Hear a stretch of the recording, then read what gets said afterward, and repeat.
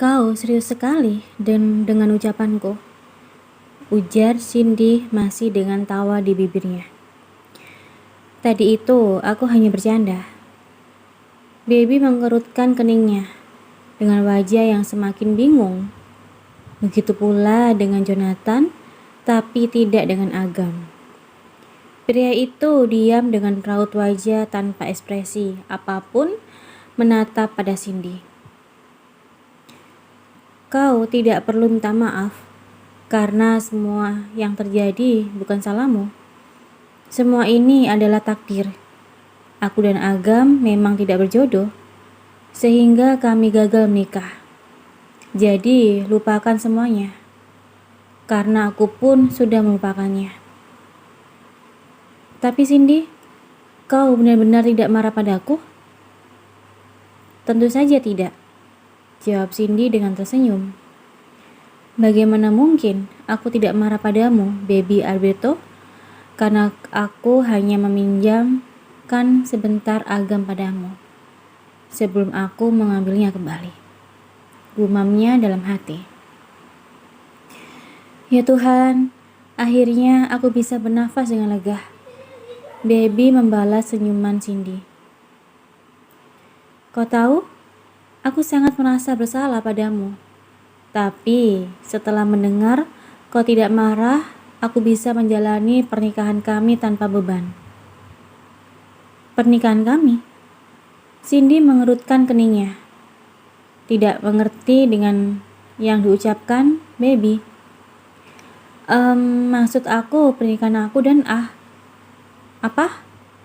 Jadi kalian sudah menikah? Cindy yang terkejut mendengar Agam dan Baby sudah menikah. Hanya bisa mengepalkan kedua tangannya dengan erat untuk menahan amarah yang ada di hatinya.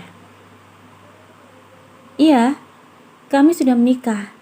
Dan maaf, bukan bermaksud tidak mengundangmu, tapi pernikahan kami diadakan sangat mendadak dan juga belum sempat Baby meneruskan perkataannya, dia sudah melihat Agam berada di sisinya. Baby, ayo kita pulang sekarang, karena masih ada pekerjaan yang harus kukerjakan. Agam menatap pada istrinya. Baby menganggukkan kepalanya, lalu berpamitan pada Cindy. Setelah melihat suaminya berjalan lebih dulu menuju pintu keluar. Sementara Cindy yang kini hanya berdua dengan asisten pribadinya, hanya bisa diam menatap punggung Baby dan Agam yang semakin menjauh dari pandangannya.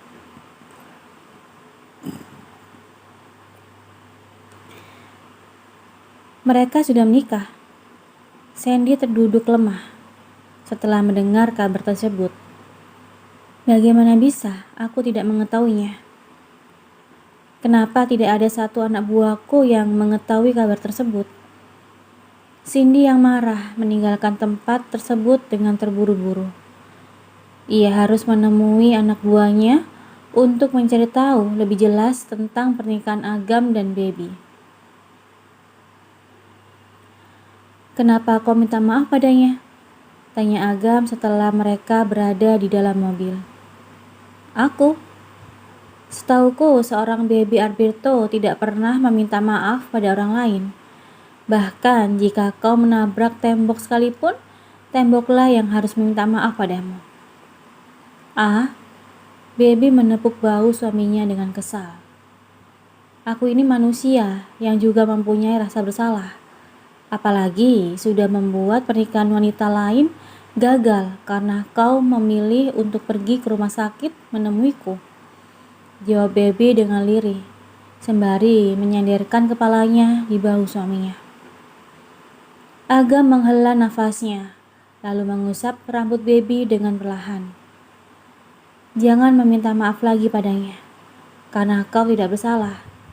Di sini akulah yang bersalah. Ya, di sini kaulah yang bersalah. Kalau saja kau mencintaiku lebih awal, pasti tidak akan ada yang tersakiti olehmu, sindir Baby. Agam menautkan kedua alisnya. Ia tidak terima disalahkan seperti itu. meski memang dirinya bersalah. Dan tanpa banyak berkata, Aga mendorong kepala Baby. Kenapa didorong? Aku nih masih mengantuk, ingin tidur. Baby menjatuhkan kembali kepalanya di bahu Agam. Menyingkir, kok itu berat? Agam kembali mendorong kepala Baby. Baby yang gemas, ingin kembali bersandar di tubuh suaminya. Namun lagi-lagi pria itu mendorongnya. Hingga terjadilah saling mendorong-mendorong antara Agam dan Baby selama di perjalanan. Membuat Jonathan yang duduk di kursi depan hanya bisa menghela nafasnya dengan kasar saat melihat tingkah suami istri yang dinilainya aneh dan tidak jelas. Kediaman keluarga Bernade. Bagaimana bisa kalian tidak tahu info sepenting itu? Cindy memarahi kedua orang yang berdiri di hadapannya. Dua orang informan yang ia kerjakan untuk mencari info tentang Aga Mateo dan Baby Alberto. Maaf Nona, tapi kami benar-benar tidak tahu. Kedua orang tersebut menundukkan kepalanya. Cindy menghendus kesal sembari memijat pelipisnya. Ia tidak pernah menyangka pria yang sangat dicintainya itu ternyata menikah dengan Baby Alberto. Sungguh sangat miris bukan? Karena Aga Mateo lebih memilih menikah dengan sepupunya sendiri daripada menikahinya. Tadi kami sudah memeriksa dan ternyata benar. Tuan Aga Mateo dan Nona Baby Alberto sudah terdaftar sah secara negara sebagai pasangan suami istri. Sial, umpat Cindy dengan penuh amarah. Kami juga mendapat informasi, Tuan Aga Mateo dan seluruh keluarga besarnya malam ini akan berangkat ke Paris. Mereka akan menghadiri acara pernikahan putri dari Tuan Richard. Bagus. Apa ada info yang lainnya? Tidak ada, Nona. Baiklah, kalian boleh pergi, usir Cindy. Kami permisi, Nona. Kedua informan itu meninggalkan ruangan tersebut. Setelah kedua anak buahnya pergi, Cindy yang marah dan kecewa mengetahui pria yang sangat dicintainya itu sudah menjadi milik wanita lain. Meluapkan segala emosi di hatinya dengan menangis. Ia menangis menumpahkan seluruh beban di dalam hatinya. Setelah selama ini berpura-pura tegar di depan semua orang, terutama di depan kedua orang tuanya. Mungkin jika wanita lain yang ada di posisinya, pasti akan menjadi gila. Atau mungkin bunuh diri di saat pria yang paling dicintainya pergi begitu saja tepat di hari pernikahan mereka. Tapi Cindy tidak melakukan hal tersebut dan berusaha untuk tetap tegar karena yakin bisa merebut kembali prianya. Tapi sekarang keyakinan itu menghilang seketika setelah mengetahui Aga Mateo sudah menikah dengan Baby Alberto. Dan itu artinya sudah tidak ada kesempatan baginya untuk mendapatkan pria itu. Cindy sayang, Nyonya Bernade yang baru masuk ke dalam ruangan begitu terkejut saat melihat putri kesayangannya tengah menangis pilu. Dipeluknya Cindy dengan penuh kasih sayang sembari mengusap punggung rapuh itu dengan perlahan. Mam, dia... Cindy tidak bisa melanjutkan perkataannya. Yang dilakukannya kini hanya menangis. Meski ia tahu dengan menangis tidak akan bisa menyelesaikan permasalahan di hatinya. Hentikan Cindy, lupakan pria itu, karena dia tidak baik untukmu. Nyonya Bernade yang mengetahui kenapa putrinya menangis dari kedua orang informa yang tadi sempat berpapasan dengannya, memutuskan masuk ke ruang kerja untuk melihat kondisi putrinya. Dan betapa terkejutnya dia saat melihat Cindy sedang menangis pilu. Hati seorang ibu mana yang tidak terluka melihat putri yang dibesarkannya dengan penuh kasih sayang dan cinta menangis hanya karena pria yang tidak bertanggung jawab seperti Aga Mateo. Tapi Mam, aku mencintainya. Tapi dia sudah menikah dengan wanita lain. Bernarde mengusap rambut putrinya. Lupakan dia sayang, pintanya. Cindy menggelengkan kepalanya dengan isak tangis yang semakin keras.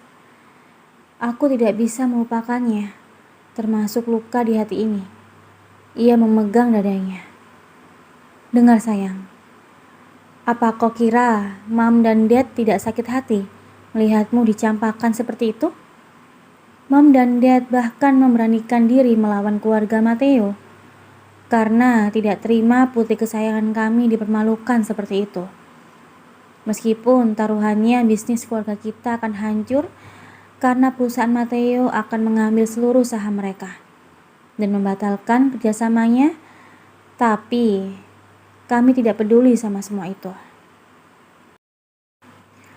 Dek. Cindy yang sedang menangis seketika itu juga menghentikan tangisnya. Ia menatap maminya yang terlihat bersedih. Mam, tapi kau tahu? Keluarga Mateo ternyata cukup tahu diri dengan meminta maaf secara tulus. Bahkan mengganti kerugian karena mempermalukan kehormatan keluarga kita dengan nilai yang cukup fantastis. Bahkan kerjasama yang sekarang kau lakukan dengan perusahaan Dimitri Group, Aga Mateo langsung yang menerimanya. Dia bilang tidak tahu harus melakukan apa untuk menebus kesalahannya. Jadi hanya dengan menerima kerjasama tersebut yang bisa pria itu lakukan untuk meminta maaf padamu. Jadi cukup sampai di sini. Hentikan kegilaanmu, pinta Nyonya Bernarde. Cindy masih diam mendengar semua perkataan mamnya. Lalu tanpa banyak berkata, wanita itu keluar dari ruangan tersebut. Sementara Nyonya Bernarde hanya bisa menghela nafasnya dengan kasar, karena ia tahu sangat sulit untuk membuat Cindy menyerah dengan keinginannya, mengingat begitu keras kepala putrinya itu. Setelah menempuh perjalanan selama kurang lebih 16 jam, akhirnya keluarga besar Mateo, Alberto, dan Graham sampai di Bandar Udara Paris Charles de Gaulle. Dengan menaiki beberapa mobil, mereka semua melaju ke kediaman keluarga Richard. Dan selama di perjalanan, hanya Baby dan Tita yang tidak kenal lelah mengobrol dari semenjak di pesawat tadi. Sedangkan Agam dan Boy hanya diam, berpura-pura menjadi seorang pendengar yang baik, padahal telinga mereka ditutup oleh handphone. Baby menarik earphone yang dikenakan suaminya dengan kasar, karena ia merasa kesal saat tahu Agam tidak mendengar apa yang dibicarakannya. Apalagi, kau itu tidak lelah terus berbicara sejak di Jakarta hingga kini. Agam ikut menatap kesal pada istrinya. Siapa yang tidak kesal saat mendengar perbincangan Baby bersama Tita yang membahas masalah kegiatan ranjang mereka. Bahkan ia dan Boy Alberto sampai beberapa kali membungkam mulut istri mereka. Saat berbicara, keduanya semakin tidak terkontrol.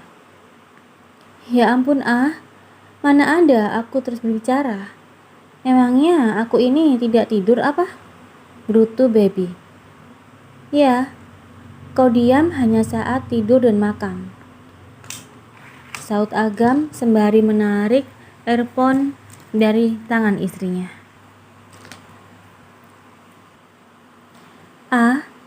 Kau itu menyebalkan. Lihat saja nanti malam. Kalau kau meminta, aku tidak akan memberikannya, ancam Baby. Memangnya apa yang aku minta malam-malam? Itu, itu apa? Goda Agam namun dengan ekspresi datarnya. Making love? Kau dengar? Making love, teriak Baby. Dengan refleks, Agam membekam mulut istrinya. Karena takut Boy dan Tita yang sedang tidur jadi terbangun karena mendengar teriakan Baby.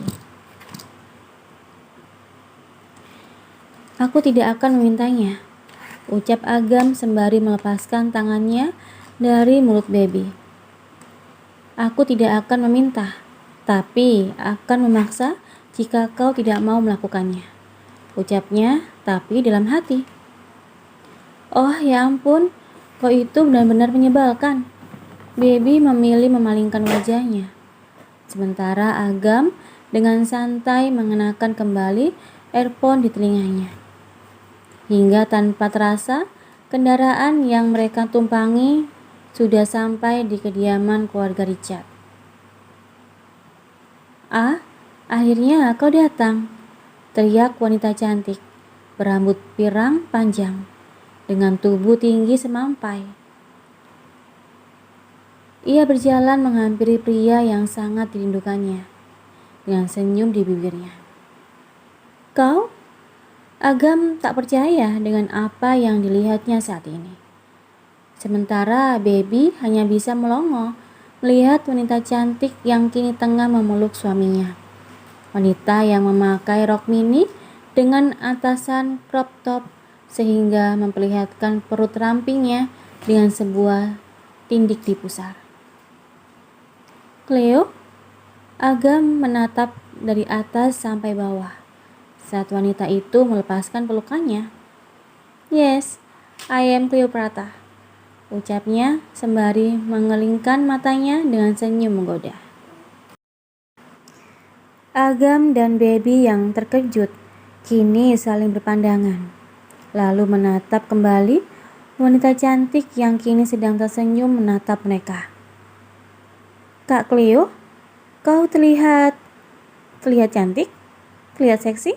Itulah aku. Ia memuji dirinya sendiri sembari memeluk Baby. Apa kabar kakak ipar? Rasa adik sepupu? Godanya. Baby hanya menjawab dengan senyum kaku di bibirnya. Cleo, apa-apaan kau ini? Agam menarik tangan adiknya dengan kasar, hingga membuat pelukan itu terlepas. Pakaian apa yang kau kenakan? Dan ini? Agam menunjuk princess di pusar adiknya. Ya ampun Kak Ah, pakaian ini sedang tren, dan ini hanya hiasan, jawab Cleo dengan santai. Kau? Agam ingin memarahi adiknya, namun niatnya diurungkannya saat melihat kehadiran Boy dan Tita yang kini berdiri di samping Baby. Wow, Boy menatap sepupunya dengan pandangan takjub. Are you so beautiful? Terima kasih sepupu. Cleo memeluk Boy, lalu bergantian memeluk istri sepupunya. Lama tidak bertemu, dan penampilanmu sungguh sangat memukau, puji Boy kembali, yang mendapatkan cubitan dari istrinya. Oh, come on. Aku ini supermodel terkenal. Jadi, penampilan adalah yang paling penting untukku. Maka dari itu, belum sempat meneruskan perkataannya, Agam lebih dulu memotong pembicaraan. Aku ingin berbicara denganmu, empat mata, sekarang. Agam ingin membawa adiknya pergi dari tempat tersebut, karena bibirnya sudah gatal, ingin memarahi adik nomor 2-nya itu, yang usianya hanya selisih 1 tahun dengannya. Hani, langkah Agam terhenti saat melihat seorang pria berjalan ke arah mereka. Siapa lagi pria ini? Gumamnya dalam hati sembari menatap pria itu dengan tajam. Pria yang ia perkirakan usianya sekitar 40 tahunan. Peter, Cleo berjalan menghampiri kekasihnya. Kekasih entah yang keberapa karena ia punya banyak kekasih yang tidak terhitung jumlahnya. Kenalkan, dia Peter, kekasihku. Dan Peter, kenalkan dia kakakku, Agam Matteo. Peter Wan. Ia mengulurkan tangannya. Agam hanya diam, menatap uluran tangan tersebut, sembari menelisik pria yang dikatakan sebagai kekasih adiknya. Entah kekasih yang mana lagi, karena ia tahu betul adiknya seorang player. Cleo yang melihat Agam tidak menyambut uluran tangan kekasihnya, langsung memperkenalkan Peter pada Boy Alberto, Rita, dan juga Baby. Peter keturunan Belanda Indonesia. Dia mengerti bahasa kita, ucapnya kemudian setelah para sepupunya perkenalan. Pilihan yang bagus, ucap Boy sengaja ingin membanas-manasi Agam. Lalu beranjak pergi dari tempat tersebut, masuk ke dalam mansion bersama istrinya. Dan tentu saja, Baby pun ikut ia ajak karena tahu Agam dalam keadaan marah. Kini di depan mansion Richard, hanya tinggal Agam, Cleopatra, dan juga Peter. Agam masih saja diam, sembari menunggu kedatangan kedua orang tuanya untuk meminta penjelasan pada mereka dengan perubahan Cleo yang bertambah berani. Hampir setengah tahun ia tidak bertemu dengan adiknya, dan kini Cleo menjadi lebih tidak terkendali dari sebelumnya. Pantas saja kemarin Mamini sempat mengatakan Cleo akan tinggal di Jakarta. Mungkin ini alasan maminya mengirimkan kembali adiknya itu. Ah, Cleo, kenapa kalian di sini? Mini yang baru sampai mendekati putra dan putrinya. Ada apa ini? David yang melihat ketegangan di antara anak-anaknya itu, menatap pada Agam dan Cleo secara bergantian. Aku butuh penjelasan. Agam menatap tajam pada adiknya. David dan Mini yang mengikuti tatapan Agam hanya bisa menghela nafasnya dengan berat. Mereka tahu Agam pasti marah saat mengetahui penampilan Cleo yang berani.